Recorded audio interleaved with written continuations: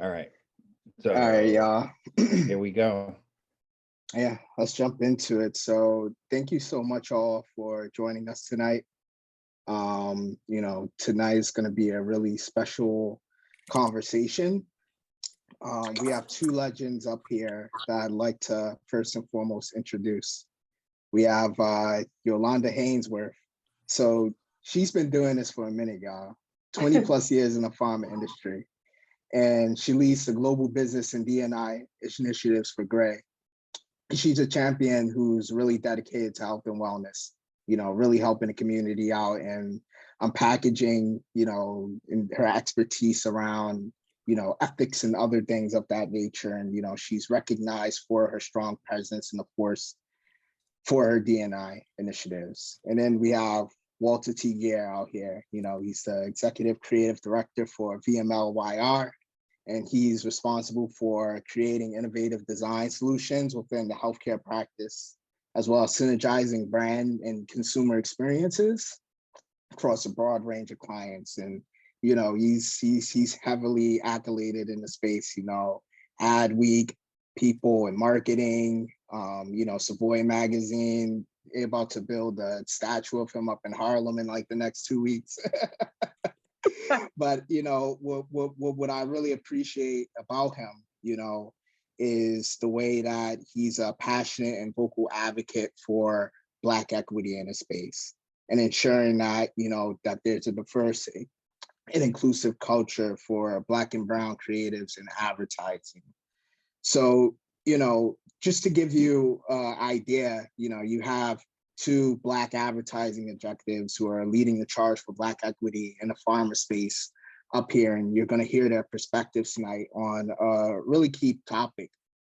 Thus the name of this conversation or panel rather, Pulse Check, the state of Black representation in health and wellness advertising. So, we're going to cover a wide range of topics tonight, but I would want to say that there's going to be three things that you all are going to be able to walk away with understanding.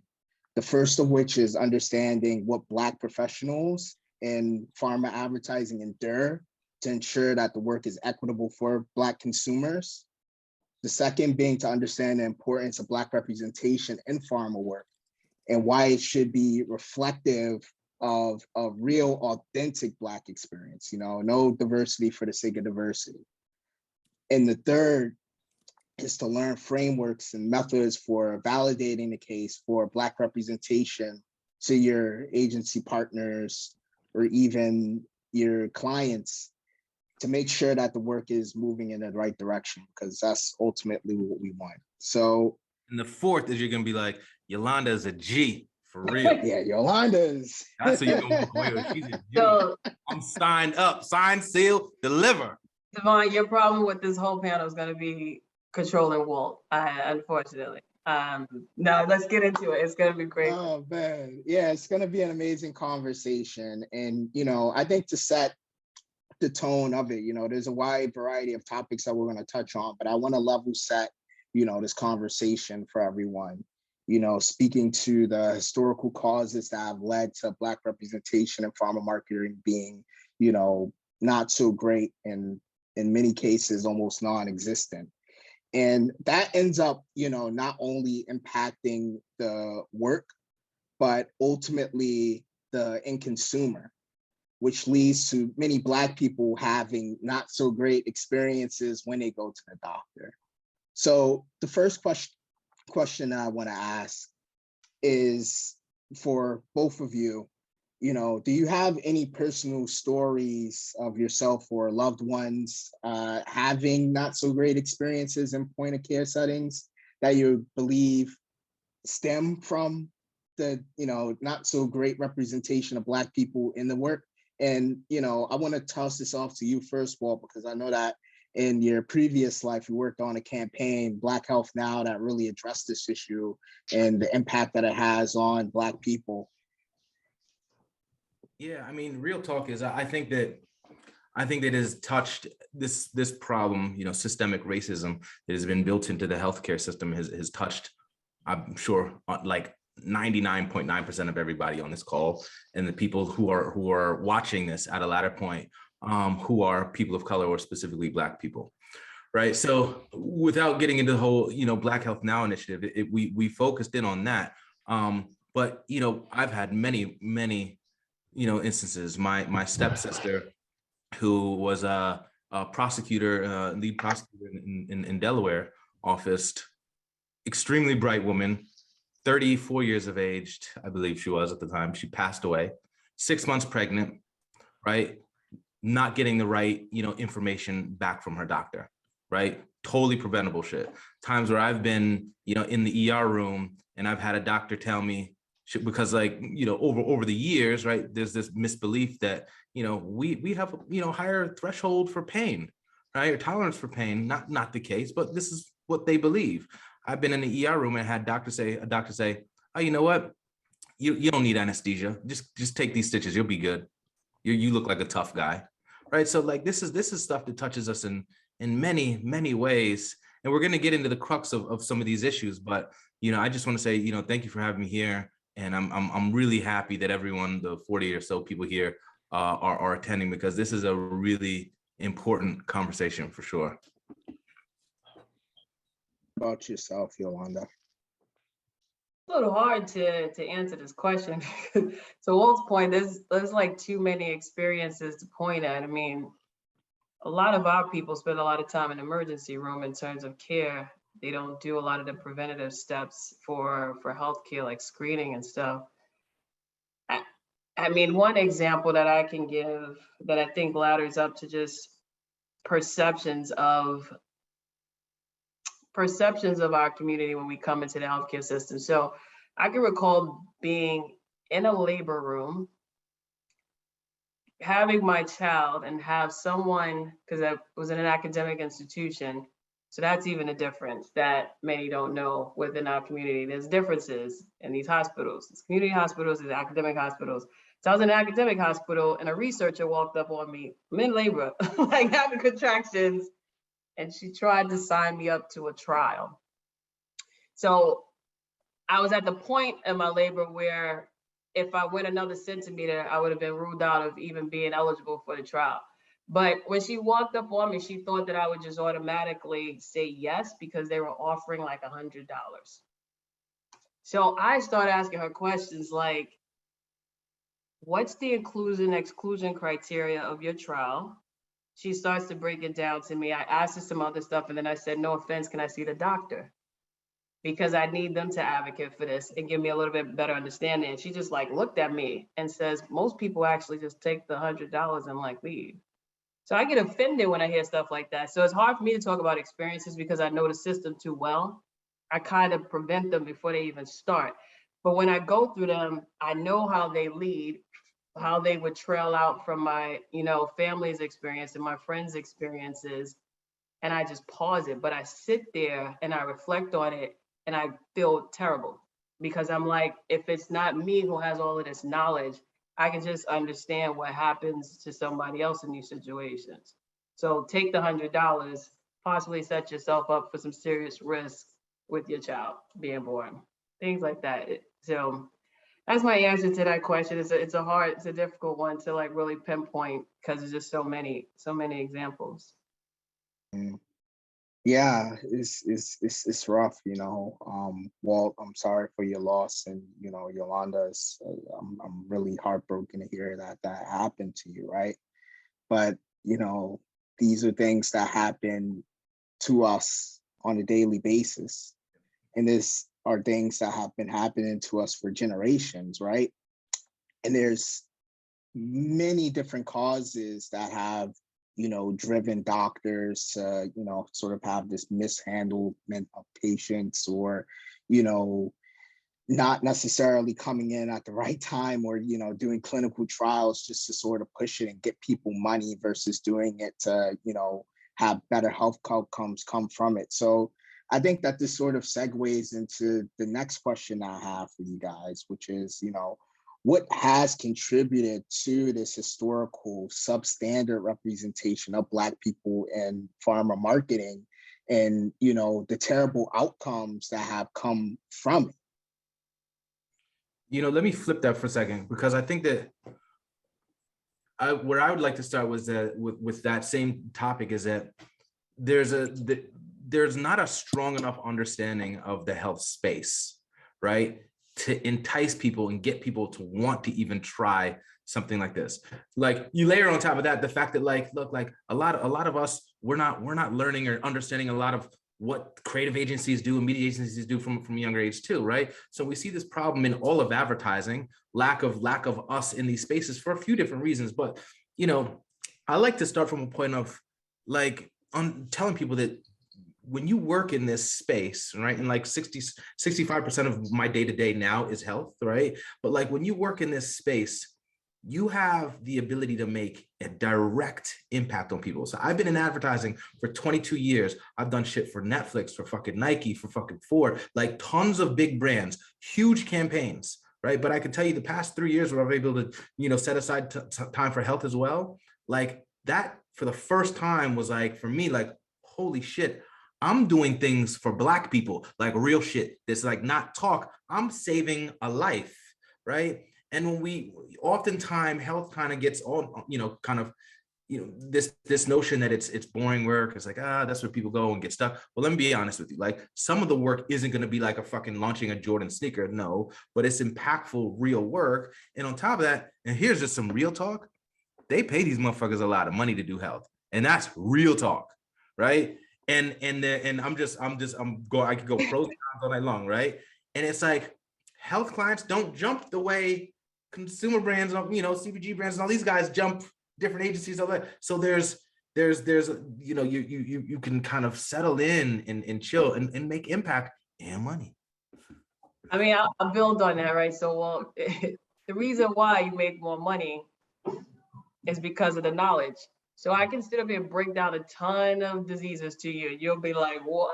And tell you the ins and outs of the healthcare system. There's a whole medical language that you have to learn, and things of that nature. So I completely hear you on that, and Walt, but the purpose is definitely behind it. And that's why I stayed in it for so long, and why I probably will never come out of it. It's not like I haven't worked on consumer, but primarily it's always been pharma.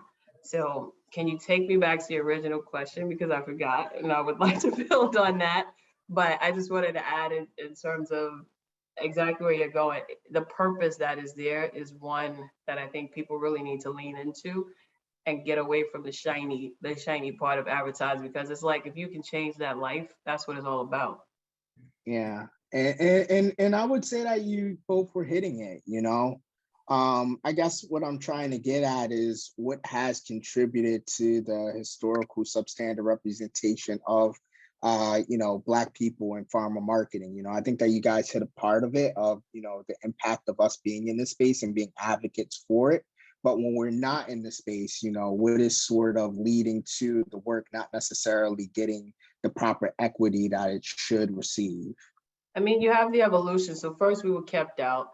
Then when the doors were opened up, we didn't enter, because the key angle of this is the mistrust and distrust. To date, there still is a lack of understanding or appreciation for how you have to engage our community differently.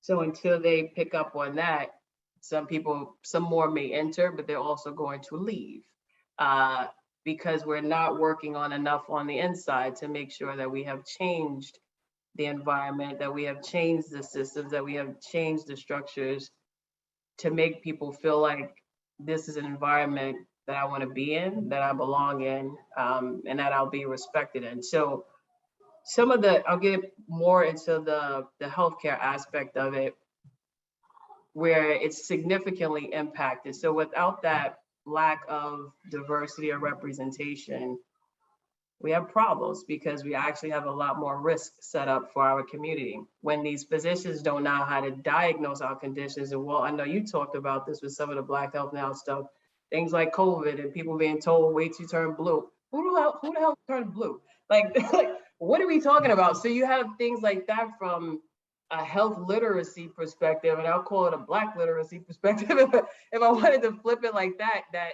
just doesn't come through.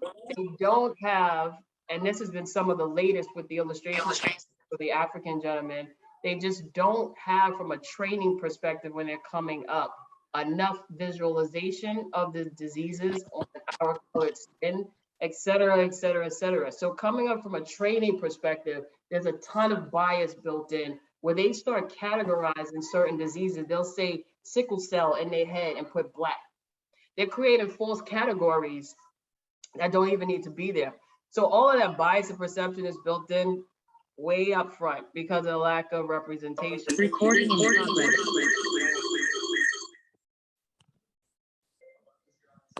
Oh man. Yeah, I completely agree with you, Yolanda. You know, I know that in the dermatology space, and you know, the numbers are pretty close to this. I'm not too sure if it's spot on. You know, I think like only 10% of illustrations in dermatology textbooks represent Black skin. And that's not necessarily from a place of them going out to put that to educate people, but rather I think it was the Tuskegee things that went on with syphilis. And just so happily, since that was the case, they went out, got those gentlemen, and you know, ended up putting that in a textbook.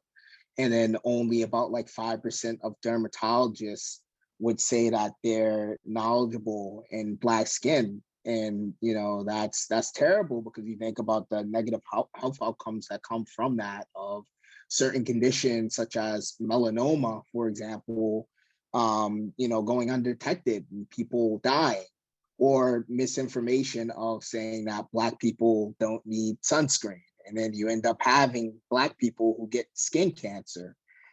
So there's a lot of misinformation, a lot of disinformation being spread, and it ends up impacting, you know, consumers in so many different ways, and ultimately ends up leaving the doctors that treat them ill-informed about how to go about treating patients of color, Black patients, right? So what I'd like to do is segue to today. And there's sort of been a turning point of things such as COVID-19 shedding a light on health disparities in the Black community, and other movements sort of driving that effort of ensuring that Black people are represented in the work. And something that I'd like to start with is, okay, we understand now the context of why it is that Black people aren't necessarily represented in the work. They haven't historically been represented in the work. But I now want to talk about that turning point that has allowed and given way for Black equity to exist, for Black consumers to have better outcomes. So my question to you guys is, what would you say were the events or movements that really contributed to Black representation being taken more seriously? And you know, how that sort of popped up in the work. So, you know, the ways of agencies approaching the work, for better or for worse, what has changed. And I'll throw that in the air for either of you to answer.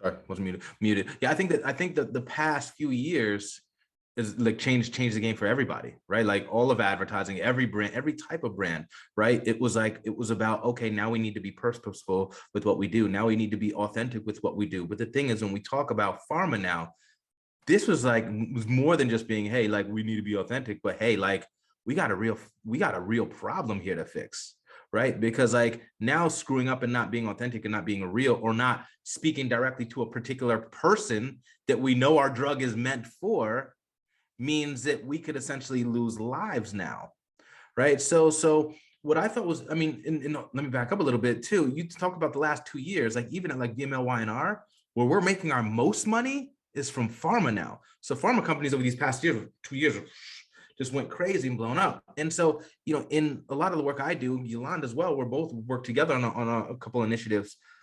We're seeing a lot of these brands now actually recalibrate and focus on specifically Black and brown people, and being very direct and open about it.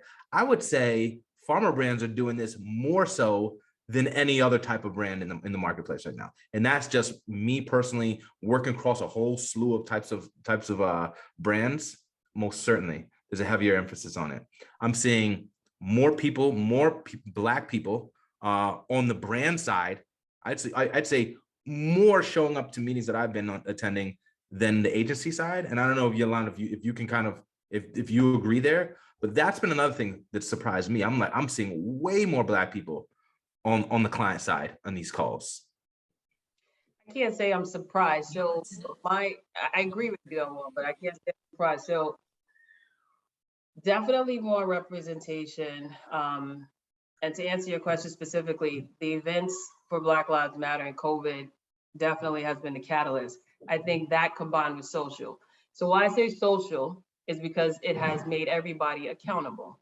Before, we never had the control for the accountability, and people would still be able to get past with stuff. But now, because you have people that can go into social and out a company, and investors start to pull out, this is where the accountability happens. This is why you're going to see it on pharma, because the investors are looking and they're like, you guys need to make sure that you do something.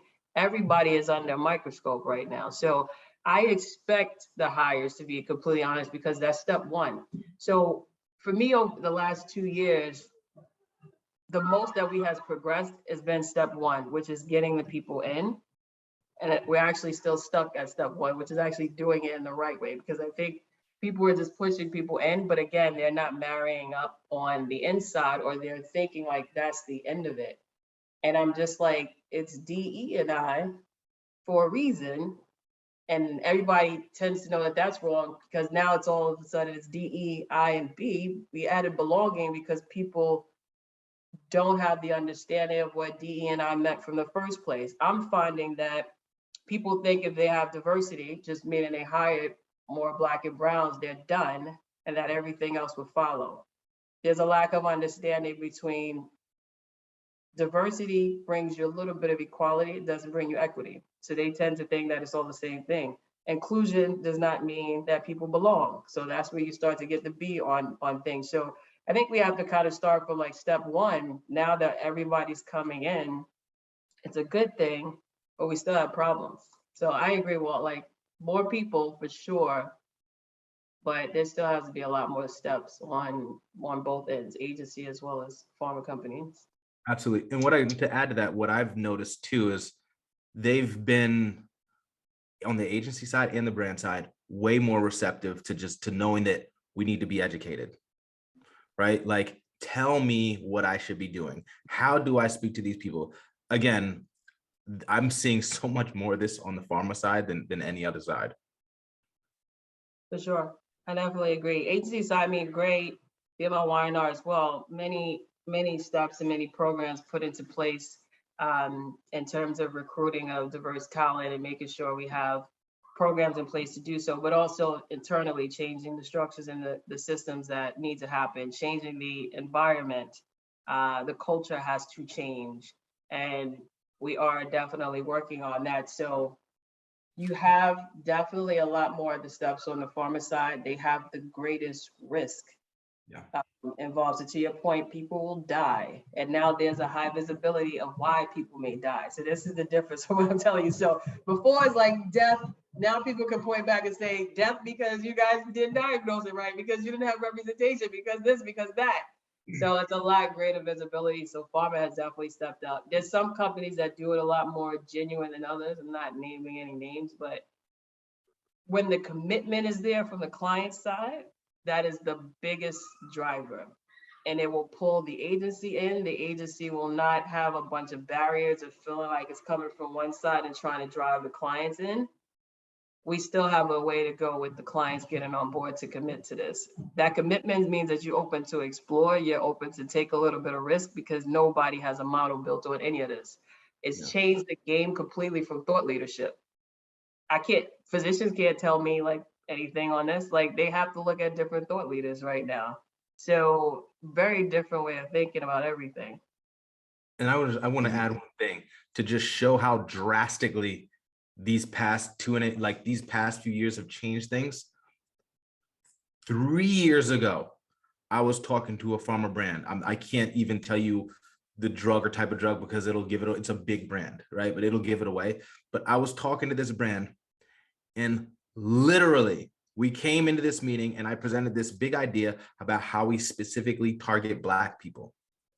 The response was, well, I don't understand why we're talking to Black people, just Black people, when we're also forgetting about to talk about non-people of color.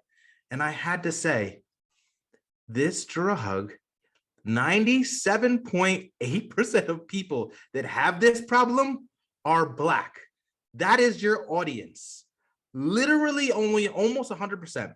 If you went to Nike and said, hey, Nike, you like 98% of your audience likes this thing, this sneaker, like, but we like, they're not going to say, well, let's focus on this 2% over here. No, like focus on the 98%. I had to argue for like 20 minutes why it was important to talk to these people and why we're not just leaving these 2% out, right? But like these conversations now are like, it's drastically different. Drastic. I think the biggest thing it has done, right, is on any initiative, I think it makes everybody stop and say, are we doing enough for this population? To the point that sometimes it doesn't even make sense. I've had to stop people and be like, you know, our target isn't even Black people here. Like it's not even a historically marginalized community. So it's not really anything we need to think about. But I appreciate that everybody has it top of mind and they will stop now and think about it, because that's what we need. It has to be top of mind. And I think that's the biggest thing that has done, is gotten everybody to stop and say, like, are we doing enough? Are we leaning into this? Are we thinking about it so that we can move it forward? Yeah, I had a white client yesterday on a call when we were presenting ideas. Someone from another partnering agency had pitched an idea. It was a great idea. But then the white client on the other side goes, when everyone's giving feedback, he goes, you know what? I don't really know. Like, my concern is that this speaks to Black people and Hispanic people. I don't know that this does it. Can you tell me how you would talk to them? And I'm like, okay. I'm like, all right, okay. I'm glad I didn't have to say it. Yeah, it's like a checklist. Every RFP that we have coming in now, it is an indicator, which means the clients are putting it down, and this is an expectation. Every single one. And you can, and Walt knows, like, we've been on pitches together. You can expect that that's going to be a question to come at you, like, how are you addressing health inequity? So it's good that it's top of mind, and people are looking to make effort, specifically pharma, to address it and to make it better.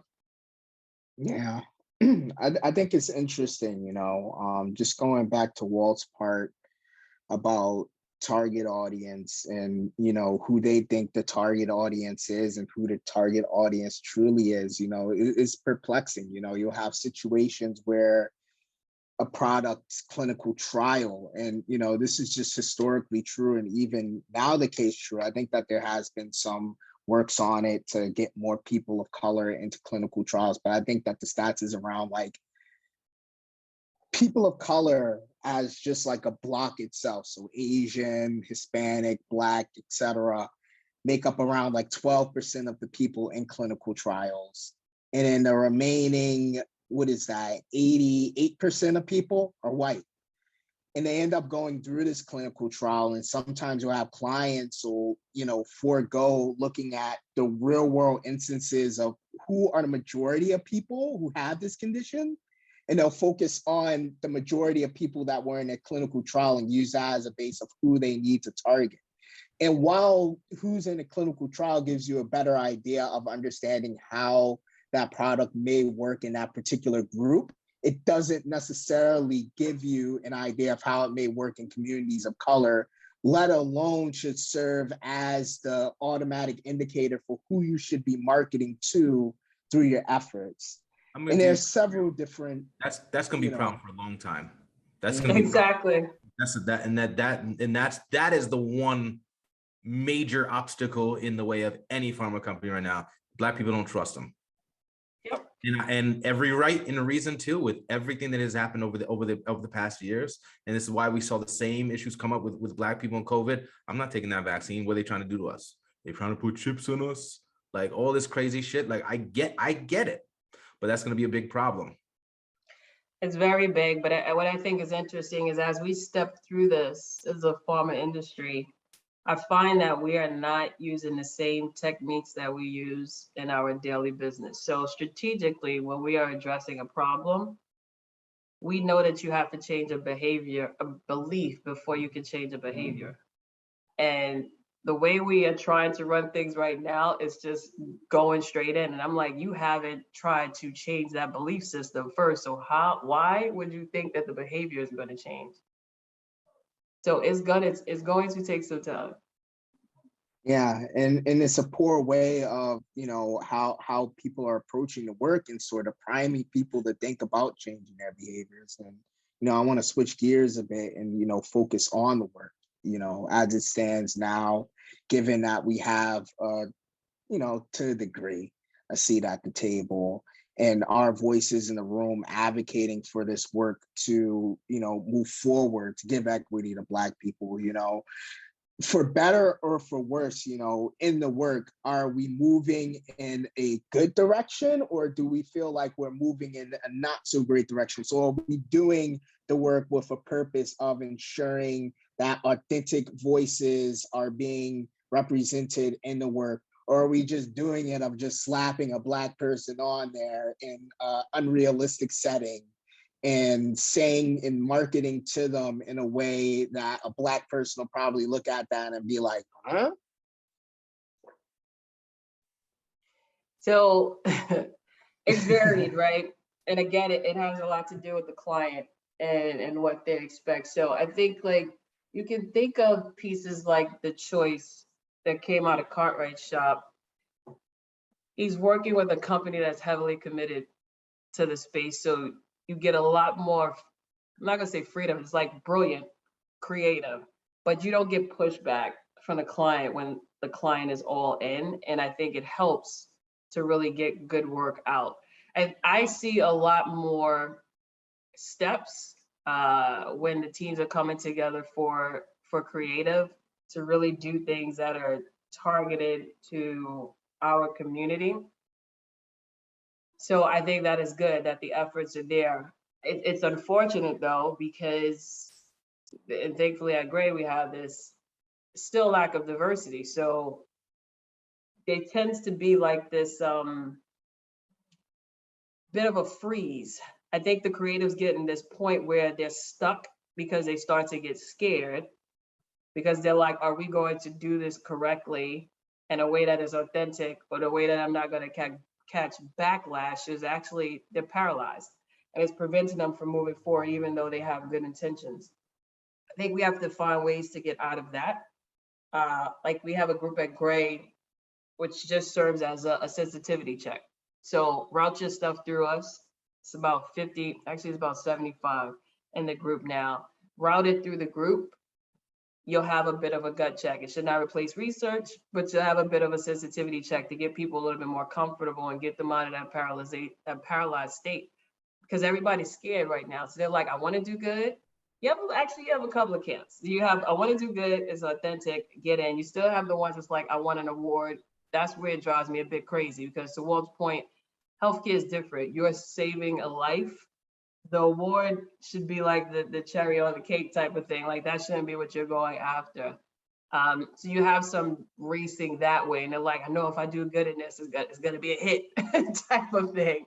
So you have a little bit of variation into what I'm seeing coming out of it, but that's the case. You need some systems internally to get people comfortable so that they can really free up and understand that they're supported with it. Yeah, I agree. I agree to a lot of your points you just said. I think that this fear stems from the fact that you have the same people doing the same fucking work, and they're just rotating each other from agency to agency, white, Black, whatever, any color, same people. So this is why if I showed y'all 6 different pharma ads right now, right, y'all could like, and told you to pick the ones that's different, like they all look the same. They all look the same. If you look at every ad, every pharma ad is like this. I'm sad. I'm like staring in my eyes, looking at the, like every fucking pharma ad's the same, right? So what I want to see is, right? It is true. It's true. Like it might be like this. right. But it's true. It's true because, you know, like we're getting the same people doing the same work, and we need to be bringing more fucking talent in from a whole slew of areas. This goes back to the original problem with ad agencies, right? Ad agencies think that you can only hire talent from ad agencies. Absolutely not. I am like an anomaly because I came in this space 3 years ago as a GCD at TBWA, and then now here, like I don't make sense, but I've worked with people who were like, we don't care that you don't know health. Never did it in my life till 3 years ago. But they're like, we just want you to come here and disrupt. Right now, I will say one thing, Yolanda, I'm fucking all about awards. I love awards, right? But I think that you can do them in a manner that's exactly. That's the point.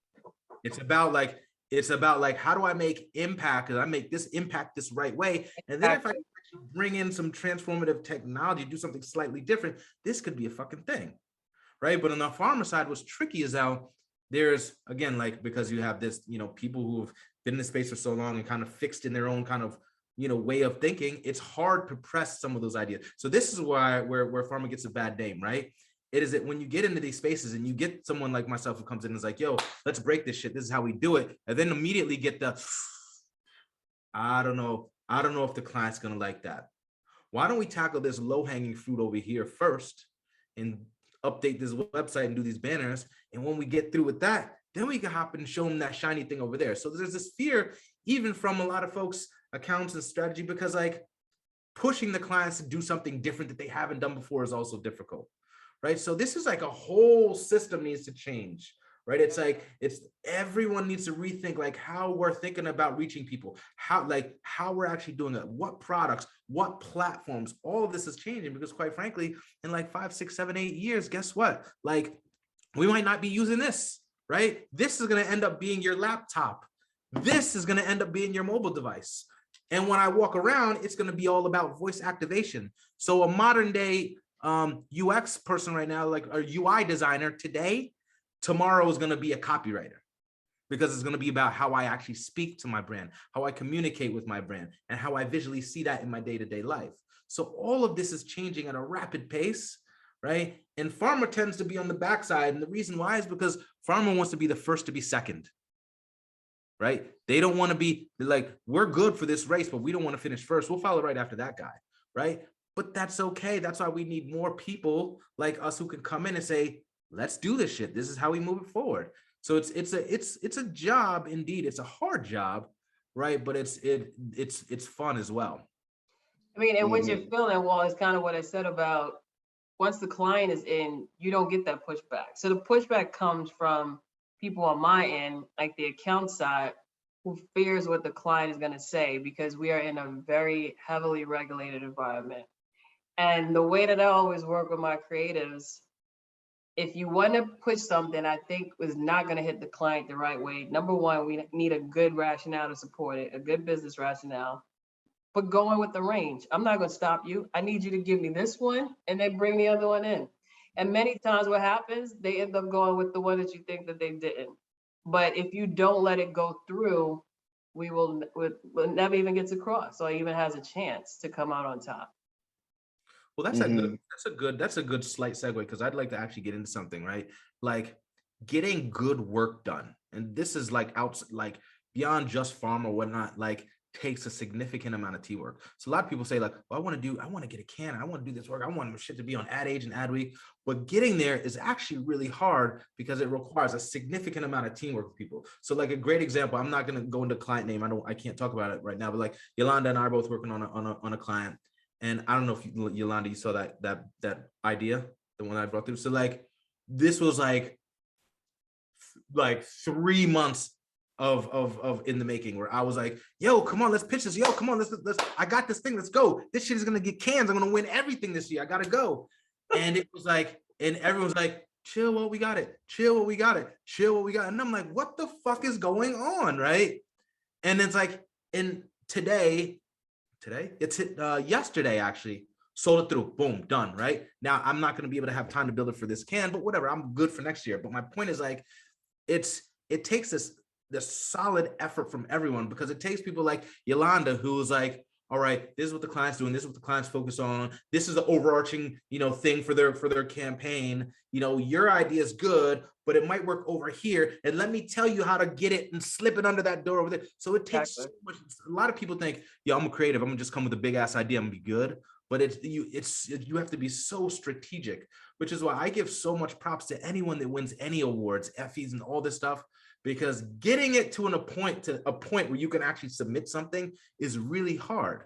Like, I've done incredible work for brands who are like, yo, we love it, this work was dope, best work we've ever done, can't let you submit it though. We just don't want our work out there like that. So I want to jump in here, while we're on a topic of, award-winning work and great work. But, bring it back to the premise of this conversation of work that works for Black people. You both are, again, legends in the space and well experienced. And what is it that we should be doing to ensure that the work is accurate and authentic of Black people?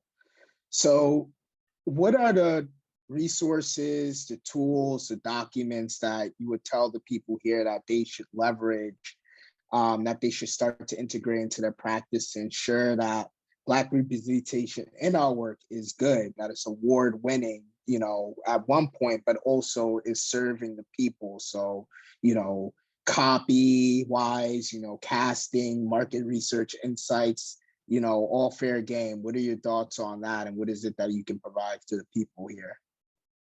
I think it needs a transformation. So the tools are likely not there and have to be built. So again, like a crowdsource, get one with diverse group of people that you can put stuff through for those checkpoints. I think that the way we do research has to be revisited, and we are working through this at Gray. Overall, like the way we approach research, I sit in research with clients that, one of my latest ones was, they've asked us to change every patient in our concepts to a white male to reduce bias in the research.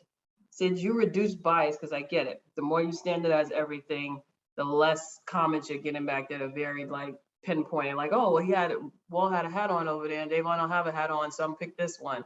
But you also lost the opportunity to get insights from particular audiences when you did that. So the way that we approach research is very interesting. And the fact that I don't think it represents us well enough. So we have to change that. And I will get challenged by clients and I will go back at them. And they'll be like, well, I don't understand. We have years of research and this and that. And I'm just like, can you possibly even tell me what we may have missed though, based on what we just did? So you don't have a definitive answer for that. So it should be something that we should explore in terms of doing research differently. I even recall people telling me like, well, we know enough because we researched it. And I'm like, you can never learn enough in research from to compare to somebody's life experience, like way different. Like, I don't care what you research.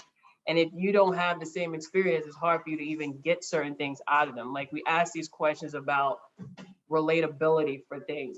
How are we defining relatability? Because somebody had a basketball in a presentation. I know basketball, yeah, I guess I can relate to it. But do I have the experience of being a coach? No, it's very different. So I think we kind of have to look at research overall and change how we are doing it. And I will pause there. Well, yeah, I mean, fantastic answers there. I don't know much more to say, but I'll say that, like, I think the greatest asset and the greatest tool that all of us have is ourselves, right? And I say that, and I'll say this because when we get in these rooms, it is just having the confidence to speak up sometimes, right? Like, I remember being in a room and about like 10 of us and the whole team, and we're preparing for a pitch the next day to a pre-existing client, and the head of marketing was Black, and we're going through these slides, and they said this one slide was a stat, right? It said like, X% of African Americans have this disease. And then the background image was a picture of Africa, bro, like a map of Africa. And I was like, what the fuck, right? But I gotta tell you, I was like, in my mind, I'm like, no, it's not Africa right there. That's just like, they got like 3 more slides before I was like, can I say something real quick? And I know this is gonna be kind of weird.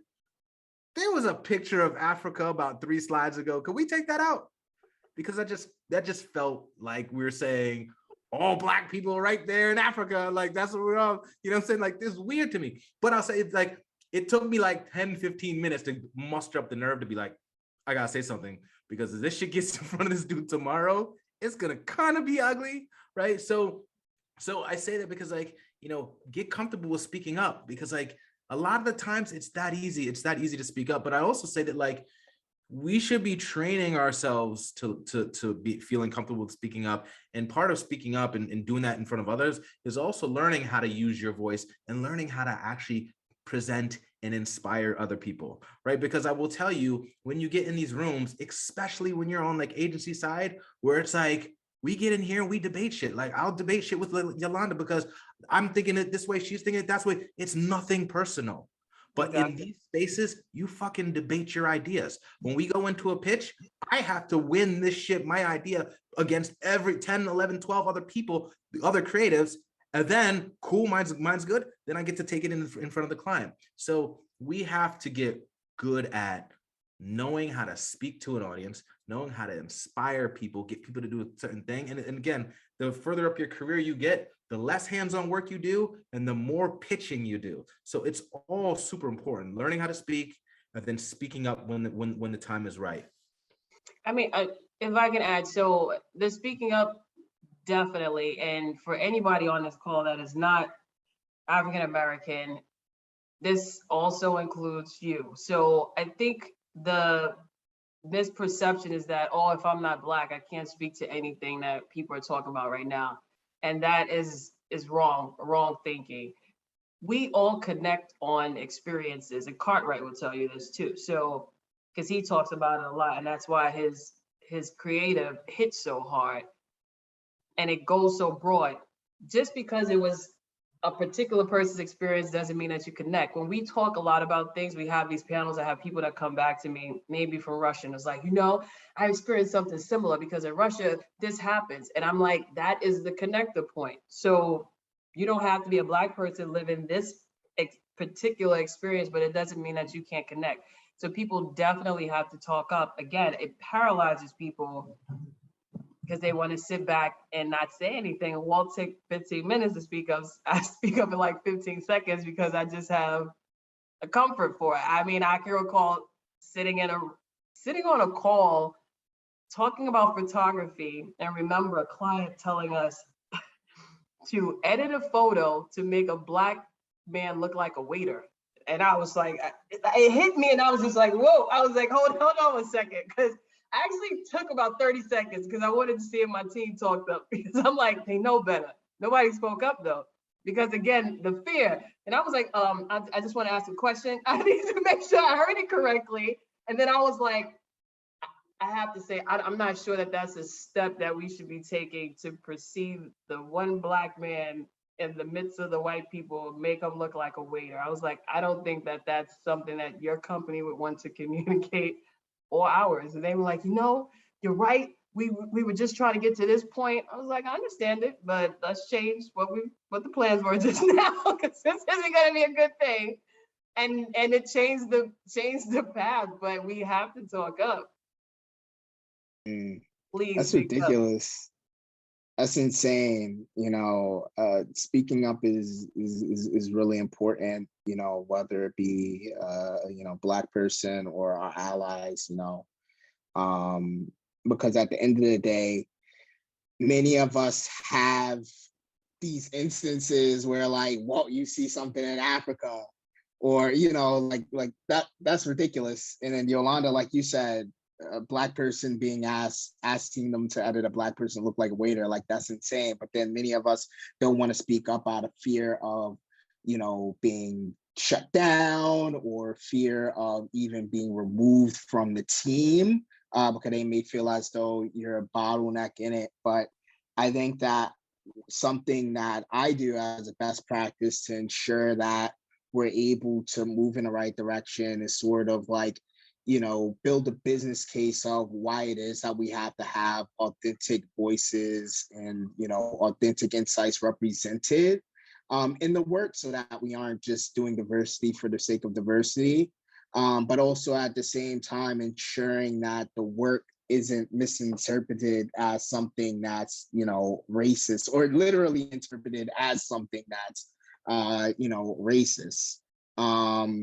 So what I'd like to ask is, because there are many people who are ignorant in many different facets of the work as it pertains to Black people, what would you say are those highest areas of impact that we need to focus our efforts in to ensure that the work is accurate and authentic? Storytelling and I mean, it's all about storytelling. The storytelling has to be authentic if you really want to connect. It has to have some real experiences shared. We have some problems with how they representing Black people just from photography wise. Like, I just like, do better. If I start thinking about like here inside some of these campaigns, I'm like, do better. Our industry our people spend so much on hair care products. Every time I see one that comes out crazy, I'm like, this is so disrespectful. I go nuts. I think our clients have to learn too. There's some crossover with things, like, because I'm on farmer side and maybe dealing with a condition that's medical and it impacts the hair, they don't realize it crosses over into the beauty industry. So I have to have conversations with them about that. Like, I get that this is a medical condition, but this is a woman who we are represented in a certain way. Is just disrespectful. Like, we know Black people put on a wig, whatever, shape, make a cut out of it. Like, so it has to be authentic to that sense. Well, Black leadership, Black and brown leadership of color. I think that when we start to see those change, we'll see, like, when you have the owner of the table who looks like us. I mean, unless, look, we've seen some gatekeepers out there. I'm not going to call any out specifically. I would love to right now in this moment, but this is being recorded. So that being said, we need leaders in these spots, right? Who can help make these calls. So quite frankly, it is a little like, people say, well, how can how you call these people out and how do you do this and you feel comfortable doing these in these meetings, and Yolanda, like, we're also executives, so it's a little bit easier, right? So I'm not going to sit up here and say like, everybody speaks up, it's easy. No, it's not. I get that, right? But when you have someone at the table who does look like you, who is a leader in that room, I guarantee you'll be okay with speaking up, right? One thing I want to say too is, like, we're and I say this a lot, we're in this moment, man, where like people are okay with being uncomfortable. People, they're like, no one, Yolanda mentioned this earlier, like, people don't want to screw up right now. Like, legit, like, I remember like Amber, she's in our agency. She was talking to me and my CCO about, oh, she's incredible, about the importance of having the right photographers for Black people, because we just shoot them different. We understand how to light them. They make their skin look right. Right. This is like a little conversation, sidebar conversation. Like a month later, we were on a call, like 15 creatives, and then some of the creatives are showing work. And Orange, my CCO, was like, this is not working. We need Black photographers. Let me tell you why we need Black photographers. I was like, damn, oh my God, she went hard. Yeah, but she took what she learned and pushed it up on everyone else. The point is, like, they want to be educated too, right? So asking, speaking up is okay, because everyone's okay with being uncomfortable right now. And if people aren't, quite frankly, you might be at the wrong agency or place of work. I also want to make just one more comment real quick on this, is that I just saw one comment go by from a young lady here, and Henriette, about we should actually, like, building our own, like, creating our own tables and whatnot, our own agencies. Like, that's cool. I get that. I think that's important, that some of us can pick up and go over here and build a thing, because we need to own shit too. But I'll also say, because I say this a lot and I have some arguments with people about it, but like, it's important if people like myself and people like Yolanda are in these spaces, because guess what? We need to make room for other people. We need to make room for other people that look like us. And if we're not here, then that shit is not gonna happen. It's not good enough to just be like, yeah, I'm pick up and go do my own thing here. Fuck that. I want to fucking have a space in all these places. I want to have our shit. I want to be up in here. I want to be up in there. We should be everywhere, right? And so don't be fearful of coming into these spaces and doing you in these spaces, right? Because we can make a drastic impact on this industry, but there just needs to be more of us here to do it. I agree. I think the magic happens with diversity. I'm not gonna go away from that. If it's an all Black agency, I still think stuff gets stronger once you pull diverse thinkers and diverse backgrounds and ethnicities together. So I'm all for separation too. If you want to get its own agency, but even one's own agency should still collaborate in certain ways to make it stronger. Yeah.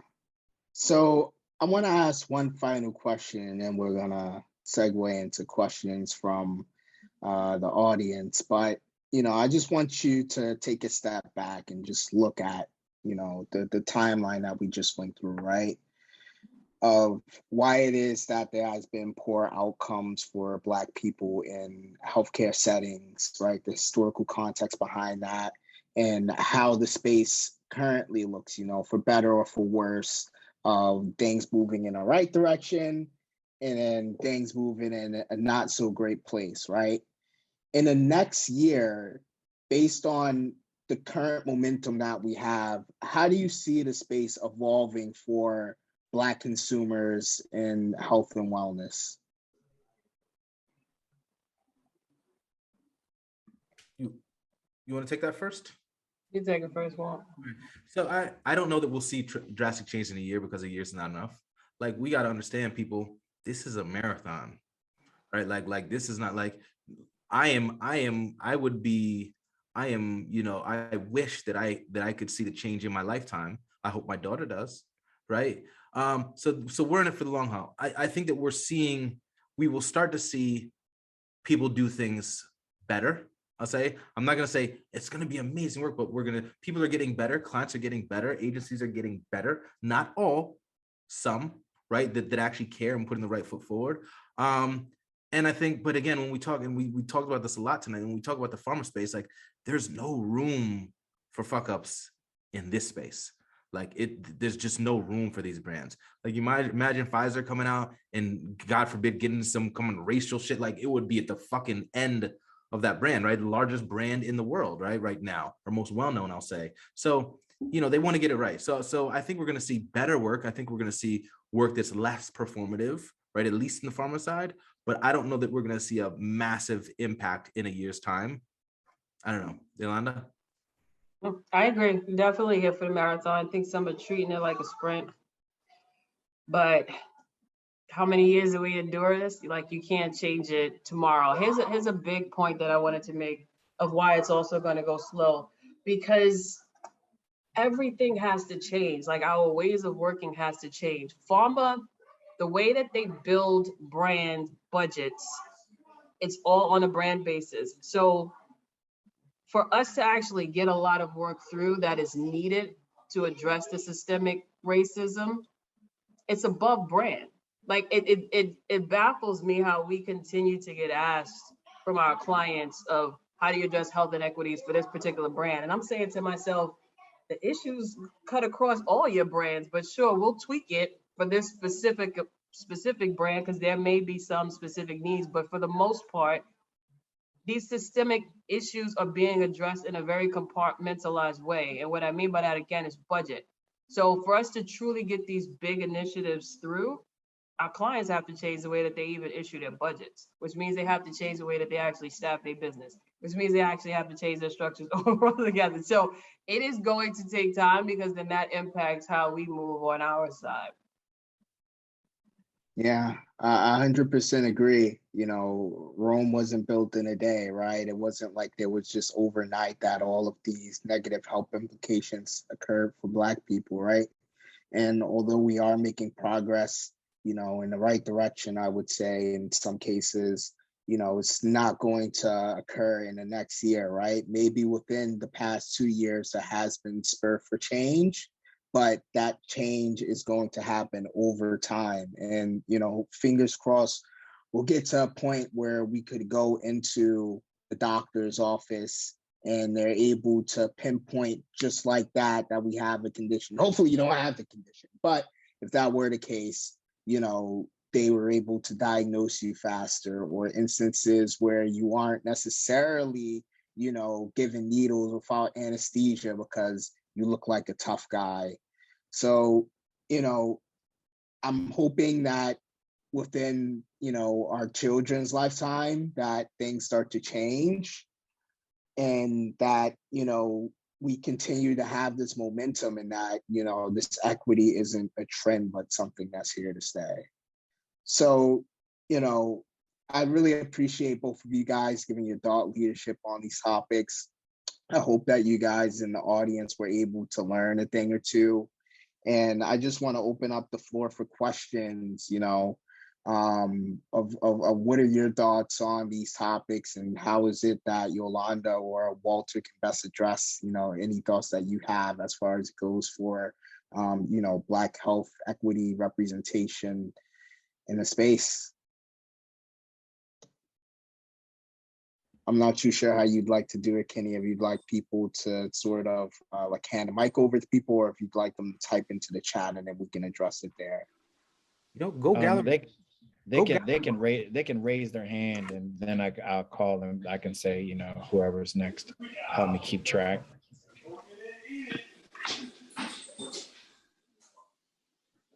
Oh, how do I raise my, oh, raise hand. Oh, there we go. Yes, Henriette. Yep, Henriette. Great. Guys, I just want to thank my brother Carlos for inviting me. This was riveting. This was thought-provoking. This has me all fired up, and I'm just still at home sitting in a chair. Let's go. But this is what I want to get some feedback on, and maybe some recommendations. You know, I've always been the only one everywhere I have ever worked. So how do I not support the stereotype? Because it's always a challenge. And if I'm constantly the one always raising the challenges, you almost get secluded or segregated or identified as that person that's always gonna have a problem. And it's not that it's a problem, but if I'm not raising the level of awareness without, you know, introducing the challenge, it's not, you know, room for fodder. It's not an everyday conversation. And I'll give a quick example. It's Black History Month. I have 3 Black leaders on a call, and not one of them says anything. And of course, then I introduce the question of, hey, what's everybody doing for Black History Month? But I'm the only Black one on the call. I'm not participating. But you raise that level of awareness, then you become, again, you know, the one that they, you know, when they see your hand up, they run the other way. Yeah, that's real talk. I think a lot of us have been that situation.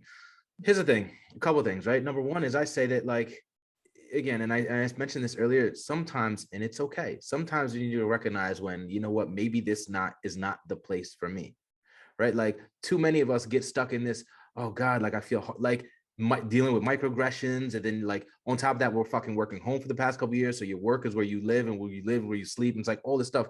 Like, we have to know when enough is enough, and it's okay saying this might not be the right place for me, right? On top of that, I'll say that, you know, if you feel that way when you're actually speaking out loud to people, like, have a separate conversation with your boss, tell your boss about that. Like, look, here's the deal. I don't know if anybody's been supportive of this. Can you help me figure out why this is not the case? I think that having these one-on-one conversations is a lot easier to like dismantle people, right? And get directly to people, because like, who knows what the problem might be. But I would start there, right? First. If those you said there's other 3 Black people you work with as well, right? But there's one on that call, like, it might be a good thing. Pull them to the side, see if they're comfortable with having a conversation, right? All these companies have been doing things like ERGs and whatnot. Sometimes it's good to get together collectively and see, like, are those 3 feeling the same way as you? Can you 3 come together and figure out a way to actually move the thing? But on top of that, I'll say that it is also fucking exhausting. So you shouldn't feel like I gotta be the one that constantly raises this fucking red flag. I gotta be the one that steps up and does this thing the next time. Like, because quite frankly, I don't want to fucking do all this shit. Like, I don't want to do all this Black history shit every fucking year. I'm tired. I don't have time for this shit, right? It's taxing on me to do my job, and then that. And guess what? That is for free, right? So those are, I don't know, Yolanda, you might have some advice. And Kenny too, man. Yeah, I mean, I would Oh, tell they you, gotta pay my Black ass. That's just how that goes. I would say keep speaking up, number one. But whenever I have to address something like that, I come into the situation saying to myself, I'm not judging anybody. So when I enter, I would raise the issue and I'll give you a solution. That becomes the difference.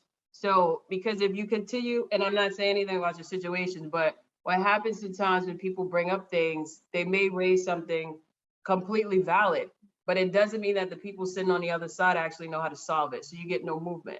So if I'm going to raise something, I'm also going to give you an understanding of why it's important. So I will put an objective behind it and I would say, here's an idea, thought starter of how we could possibly solve it. And that may get a little bit movement from some people and can drive you forward many times.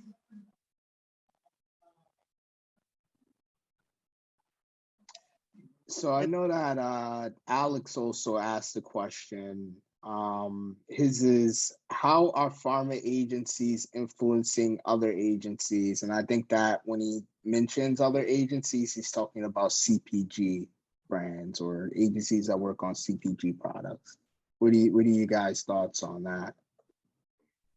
I think overall, agencies are looking to collaborate a lot more. I mean, I'll talk within the WPP network. I can't talk anywhere else, but there's a lot more collaboration happening. And I don't know if it's just purely due to kind of what COVID shown, which is pretty much like we all can't get better. I mean, like one group cannot get better unless we all get better.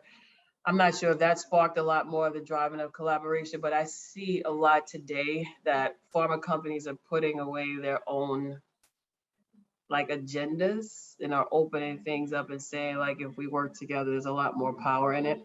So on initiatives like this as well, same thing, like me and Walt call each other on the back end, talk about things. Our agency has initiatives. We'll likely be working together on things moving forward too. So I've seen that movement. Yeah, I agree. I agree with everything you said. It's funny because again, like if you look across the past two and a half years, every agency, like pretty much every agency had layoffs that didn't like every agency that didn't have, a health practice had layoffs. Everyone got fucking dismantled. The only ones that went strong, like we was all getting bonus those past 2 years, everyone who worked in the health space, right? And so what we're seeing now, again, to Yolanda's point, because of these last few years, I also think we're just seeing not only the fact that like health is just killing it now. Because of that, everyone wants to get involved, but on top of that, like people are kind of in this moment of like feeling like let's do some real work, like let's actually help real people. So, on both of our sides here at WPP, I'm seeing like a ton of creatives who are working on brands like New Balance and Walgreens and Coca-Cola suddenly like raising their hands to come and work on pharma work. Like, yo, let me jump in. And that's been really, really cool to see. It's just like a whole heap of different types of people working across health now.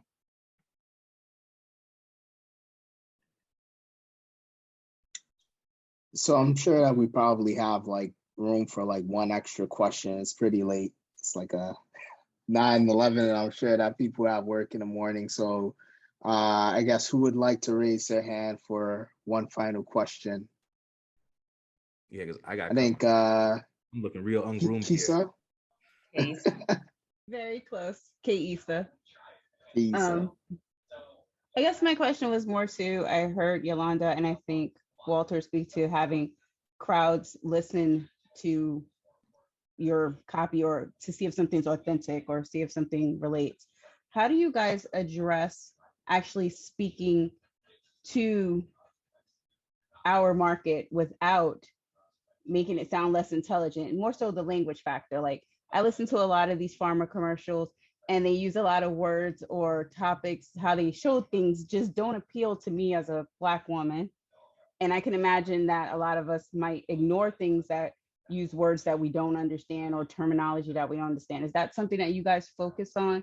Like without it breaking down into ebonics, but presenting it in a way that is going to catch our attention so that we stop and pay attention to what the message is. Yeah, okay, so one, I will tell you it was bad work, whatever you've seen. And it's lots of it out there, unfortunately, because of the lack of diversity in the industry. So when it's done well, you know it, because I know that you've seen certain ads that I talked about already, and you may have sent it over to me and was like, this was good. That is good work that actually connects with you, because there was some diverse people on the team and can say, this is the language that you need to use. This is how we have to connect. It's happening a lot more, I will say, to think about, we really need to change our approach, so to speak, to this target audience to make sure that it actually goes through and connect. And the reason why it's happening is because there's a lot more focus on it, and there has to be a lot more success with it now. So before, the metrics weren't in place to make sure that it was a criteria point that we needed to make sure that we succeeded in. Usually it's just like basics. How many sales, how many hits do we get from the website? So now things have become a little bit more granular to say, how successful were we with this particular audience? Because those metrics change, it will likely get a lot better pretty quickly. 100% everything Yolanda just said. That was easy. Real talk. So yes to all that, but also like, so I don't know if every agency has groups in place, but like, so we have a group, I'm bringing her name up again, Amber Shennifer runs, she's just fucking dope. And she runs a group called the Culture Studio. And what's dope about that is like, she sits like hand in hand between, you know, us and a lot of different brands. But what's cool about it is that her and her team are doing a lot of that, right? It is like when the strategy work comes aboard, they're kind of jumping in on top of that and saying yes to this, no to that. I wouldn't go there because of this, and they're really kind of adding a different lens to ensure that like we're not slipping up or sending anything stupid. Then what's happening is when it comes to creative and myself, we're coming up with the big ideas and big executions and so on and so forth, and then getting ready to present to the client. They're also tapping in at that point as well, reviewing the work, assessing, giving feedback. So we have a group of individuals that is essentially working side by side with all of us anytime we are touching any type of work that deals with people of color or minorities or anything of that nature, which has been wildly successful and just wildly like loved by all of our clients, because it's just a different approach to how we're doing the work. Right, so we don't end up with like a Kylie and Pepsi, issue, right? Kylie saves the day with a Pepsi and a smile. Yeah. If I can add in my 2 cents real quick, I would say, building a lexicon and, doing market research, and having a sample size of people of color, Black people, that's significant. Not just one Black person, because then you just get an N of 1 response, and that might not be of the broader group's agreeance, right? So getting that sample size right, getting that market research done on messaging, and then building a lexicon of words that Black people would use in a certain context or something that's easy to understand, because health literacy is terrible. I think it's only about 10% of Americans are health literate. And you can imagine, from a historical context with Black people in education, where that gap might lie. So, for example, as far as it goes for the healthcare space, a lot of the times we take a stance of making things sound high sciencey and using scientific jargon and thinking that that's going to get the point across. But unfortunately, that's not true. We have to simplify things. We have to put these things in front of people, in this instance, people of color, to understand, if they understand this, and ask them what are ways that we can go about explaining it in a way that gets the point across, but also in a way that's digestible. So for example, a brand that I'm working on, I'm not going to say it, but it's in the dermatology space, a high science word would be, for example, melanocytes, right? If I told you that, you might understand what it means, but you'll probably be like, melanocytes. Okay, it was a simpler way of explaining this, for example, right? Melanin. And we know that Black people understand what melanin are, majority of us, So then we would put that into how we go about, communicating or within our copy. And, you know, that goes across the board for many different high science terms, right? Unpacking it and figuring out how is it that we can structure this or frame this in a way so that it's easy to understand and that we don't turn people off to the point where they're like, I'm just going to talk to my doctor about it, because we know how doctors are, right? They say things to us and doubt us, and they're not super educated as in some instances that we would like them to be. I know that I said that was going to be my 2 cents. I rambled on about that, but I hope that you know, helps to clarify that point. And you know, I don't want to keep you guys any longer. Walter, Yolanda, we appreciate you guys joining us so much tonight. Hats off to you guys, and I hope that everyone that was able to join were able to walk away with the gems that they were able to provide tonight. And you know, hope that I'm able to see you guys up here again for another panel in the future. But you know, for tonight, we really appreciate your thoughts and your thought leadership. And Walter has his socials up there. Follow at Third Gears on Instagram, whatever platforms they can find you on, Walt. Holla at me now, for real. Real talk is, I'm gonna just say like this. I am hiring right now. I'm looking for a UX designer, senior UX designer. If that's you, come through. We got some dope. Yo, come through. Come through. I got jobs. Hit me up.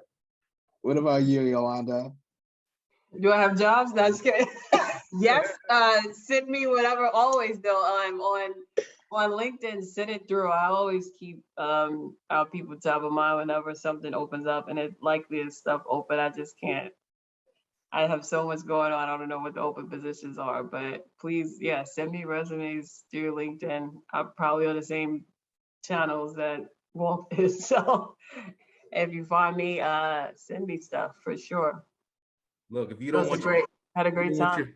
You don't want your producers dancing all up in the videos. all up in the videos. Come through. That's an awesome close. That's a wrap. God bless you. Good night. We be Russell Simmons over here. Bye.